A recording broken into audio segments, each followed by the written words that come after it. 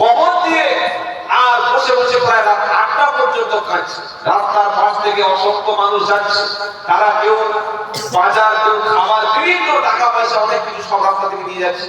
সকলে বললো আল্লাহু আকবার, হঠাৎ এখানে আবার নতুন পীর জন্মালো কি করে? আর দেখবেন যতগুলো মাজার সব রাস্তার পাশে অথবা রেল স্টেশনের পাশে, বাস স্ট্যান্ডে, মাঠের মাঝখানে কিন্তু মাজার নাই।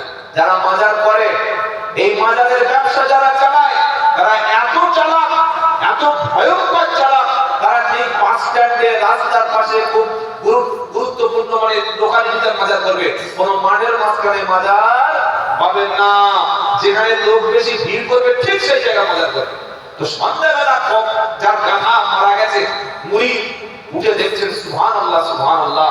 শুনেছিলাম হাতি মরে গেলে লাখ টাকা আর বেঁচে থাকলে লাখ টাকা, কিন্তু এই গল্পটা যে গাধার ব্যাপারে এত সুন্দর কাটবে আমার তো জানা ছিল।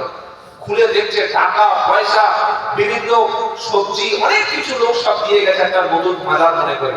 তিনি কি করলেন, হঠাৎ রাত্রেবেলা 4টে কলম তুললেন আর লাল বিভিন্ন কাপড়, ডিজাইনের কাপড় এনে সব রাত্রেবেলা দিয়ে সকাল থেকে ভিড় লাগতে শুরু করলো। মালদা, মুর্শিদাবাদ, দিনাজপুর, উত্তরবঙ্গ থেকে হাজার হাজার লোক আসলো।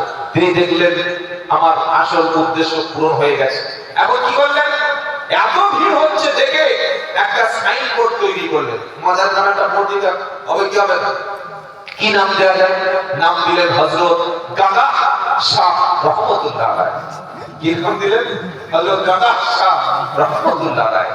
তো মানুষ গাদা শাহ রহমাতুল্লাহ আলাইহির মাজারে ভিড় করতে লাগলো। লাখ লাখ লোক, টাকা পয়সা নজরানা আর অভাব নাই। আর ওর মাজার কাছে যখন ফ্যান দিয়ে চোখ বুঝিয়ে বসে থাকে।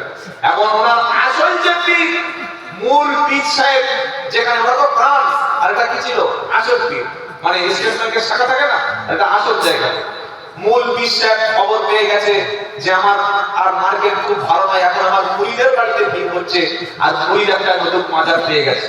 এখন পীর সাহেব দেখেছে মুরিদকে, আমার সঙ্গে অমুক দিনে দেখা করো, তোমার কিছু ফায়েজ বিতরণ করবো, কিছু জিকির দেবো, কিছু নতুন আমল দেবো। মুরিদ এসছে, পীর সাহেব বলছে আমার আলাদা হোজরা করে চল। বলছে বল, তুই আমার মাজার পেলি কোথায়? কোথায় মাজার পেলি? বললে হুজুর আপনি না আমার পীর, আপনার সাথে আমাকে সত্যটা বলতেই হয়, মিথ্যা কথা বলা যায়?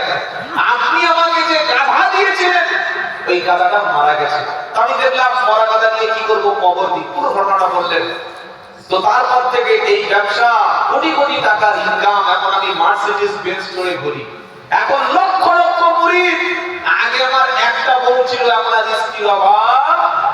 মাজার আছে যেখানে অবৈধ নারী আছে, জোরে বলেন। মাজার আছে যেখানে গাঁজা আছে। আপনি আমার বাড়ি ঘুরিয়ারি শরীফ থেকে 5 কিলোমিটার যাবেন, আল্লাহর কসম, মাজারের পাশে বসে, ঘুরিয়ারি শরীফ একটা জায়গা আছে, মাজারের পাশে বসে গাঁজা খেয়ে খেয়ে গোপগুলো লাল করেছে, এক ওয়াক্ত নামাজ পড়ে না। তাদের নামাজের কথা বললে বলে আমাদের নামাজ লাগে না। আমরা এমন মাকামে পৌঁছে গেছি যে আল্লাহর সঙ্গে আমরা মিলে গেছি, আর নামাজ লাগে না। নামাজ তাদের লাগে যারা এখনো আল্লাহর কাছে পৌঁছাতে পারেনি। নাউজুবিল্লাহ। তো পীর সাহেব বলে হ্যাঁ মাজার পেলি কোথায়? বললে হুজুর এই ব্যাপার, আপনার এই গাধা নিয়ে। তখন পীর সাহেব বললে আরে বাবা, আমার দেওয়া গাধা নিয়ে মাজার করে তুই এই ব্যবসা করছিস? আর তুই যে এতদিন আমার কাছে আসছিস, আমার বাড়িতে মুরিদ হয়েছিস, আমার দরবারে যে মাজারটা আছে সে মাজারটা জানিস কোনটা? বলে কোনটা হুজুর? বলে তোর যে গাধা দিয়েছিলাম ওই গাধার মায়ের মাজার এইটা।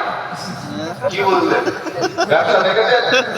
কবি বলছেন ये हाल तेरा चाल है, मकसद तेरा माल है। ব্যবসাটা কি? ব্যবসা কি? ये हाल तेरा चाल है, मकसद तेरा माल है, क्या जो तेरा चाल है, लाखों को अंधा कर दिया। এই যে পীর আর পীরের কেরামতি মাজার লক্ষ লক্ষ মানুষের ঈমান লুট করছে।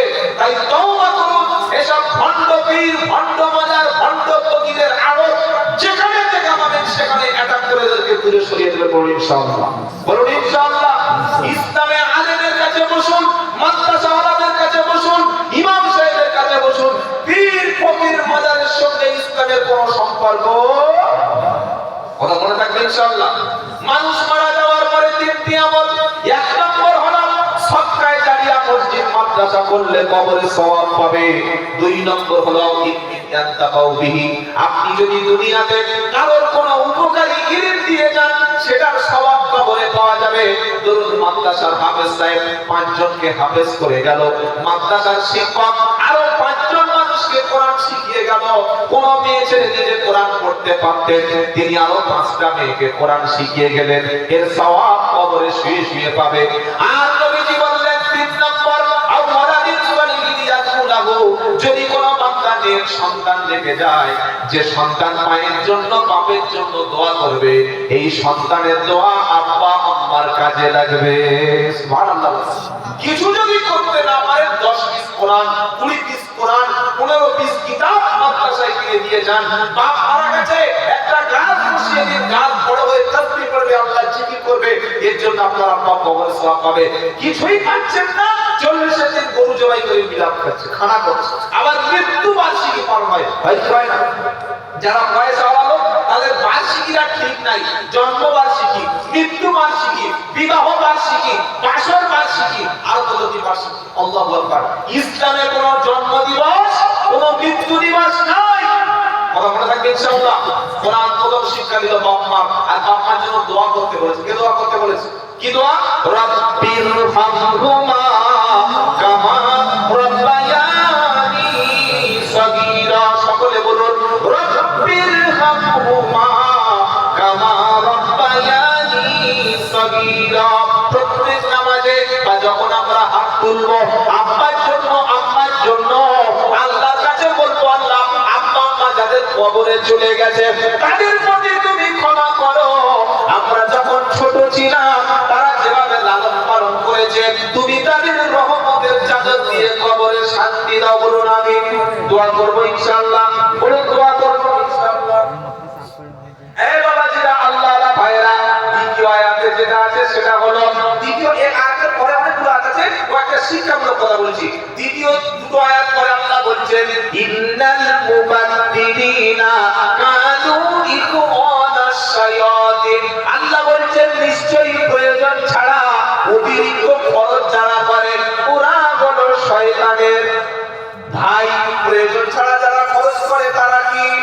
জোরে বলুন, শয়তানের ভাই। আপনার যতটা কর আছে ততটা করুন, অতিরিক্ত করলে আপনি শয়তানের ভাই।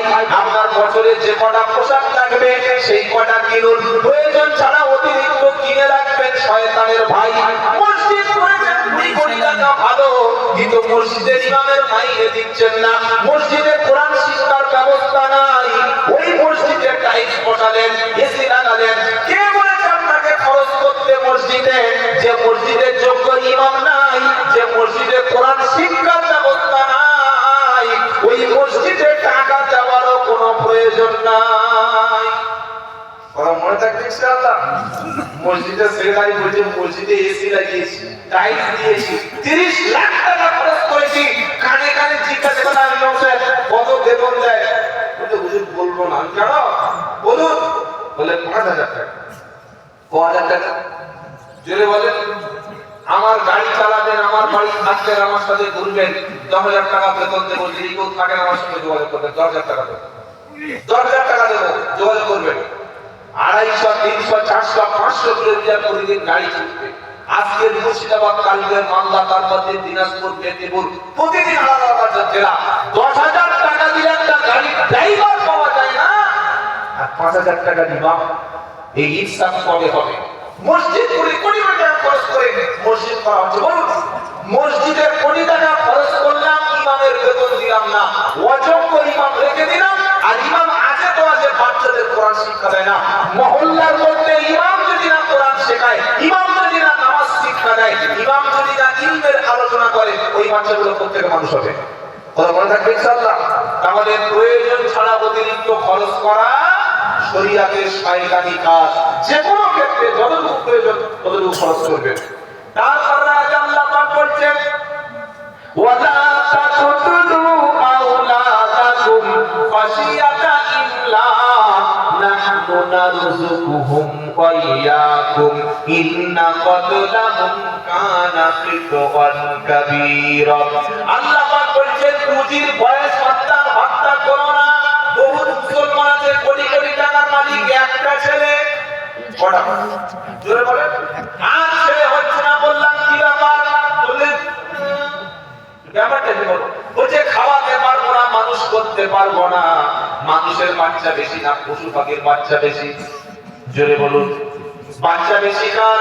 পৃথিবীর যত পশু আছে কারোর কোন ট্যাবলেট ক্যাপসুল আছে, কারোর বন্ধত্ব আছে, কারোর কোন ওষুধ খেতে হয় না। আল্লাহ বলছেন এই পৃথিবীতে যত প্রাণী আছে মা মিন দাব্বাতিন ফিল আরদি ইল্লা আলাল্লাহি রিজকুহা। সূরা হুদ 12 নম্বর পারা 6 নম্বর আয়াত 1 নম্বর পৃষ্ঠায় 1 নম্বর লাইন। আল্লাহ বলছেন পৃথিবীতে যত প্রাণী আছে সবার রুজির দায়িত্ব কার? জোরে বলেন। ওয়া কাআইয়িন মিন দাব্বাতিন লা তাহমিলু রিজকাহা। সূরা আনকাবুত 21 নম্বর পারা 2 নম্বর পৃষ্ঠা 7 নম্বর লাইনের 60 নম্বর আয়াত। আল্লাহ বলছেন পৃথিবীতে এমন প্রাণী আছে আগামীতে কি খাবে নিজের খাবার তার কাছে কোনো বন্দোবস্ত নাই, তার ভবিষ্যতের কোনো খাবার জমা নাই। মানুষ তো খাবার জমা করে, ব্যাংকে টাকা রাখে। যত প্রাণী আছে সবাইকে আমি আল্লাহ রুজি দিয়ে থাকি। বলুন সুবহানাল্লাহ। আমি আল্লাহ যদি রুজি বন্ধ করে দিই, আম্মান হাদাল্লাযী ইয়ারযুকুকুম ইন আমসাকা রিজকা। সূরা হুদ 29 নম্বর পারা 2 নম্বর পৃষ্ঠা 12 নম্বর লাইনের 21 নম্বর আয়াত। আল্লাহ বলছেন আমি আল্লাহ যদি রুজি বন্ধ করে দিই, পৃথিবীতে কে আছে বলো তোমাদের রুজি দেবে? রুজির মালিক কে? জোরে বলেন। আল্লাহ বলছেন নিশ্চয়ই যারা বাচ্চা বন্ধ করে, নষ্ট করে, রুজির ভয়ে যারা বাচ্চাকে খাওয়াতে পারবো না, এই ভয়ে যারা বাচ্চাকে হত্যা করে, আল্লাহ বলেন আমি আল্লাহ তাদেরকেও রুজি দিই, তোমাদেরকেও রুজি দিই। নবীকে জিজ্ঞাসা করা হলো সবচাইতে বড় পাপ কি? নবীজি বললেন শিরক। 2 নম্বর কি? নবীজি বললেন তোমার বাচ্চা বড় হয়ে তোমার সঙ্গে একই প্লেটে খাবে, তুমি সেই ভয়ে বাচ্চাকে হত্যা করে দিচ্ছ, এটা হলো কবিরা গুনাহ। আর 3 নম্বর বড় পাপ হলো তোমার প্রতিবেশী স্ত্রীর সঙ্গে জেনায় লিপ্ত হওয়া। নাউজুবিল্লাহ বলেন। তাই আমার ভাইরা আল্লাহ তাদের সন্তান দিচ্ছে যতগুলো মানুষ করা সম্ভব। বর্তমান যে অবস্থা, বাচ্চা হয়ে গেলে সিজার, কি ভাই বলে দিতে হবে সিজার। আগে মায়েদের 5টা 6টা 7টা 8টা বাচ্চা কোনো ব্যাপার ছিল না। এখন সিজার ছাড়া বাচ্চা আসবে না, আর ভেন্টিলেশন ছাড়া মরণ হবে না। জন্মটা টাকা দিয়ে, মৃত্যু টাকা দিয়ে। যেদিন বাচ্চা হবে বাপের পকেট থেকে টাকা খরচ হবে, সিজার ছাড়া বাচ্চা বার হবে না।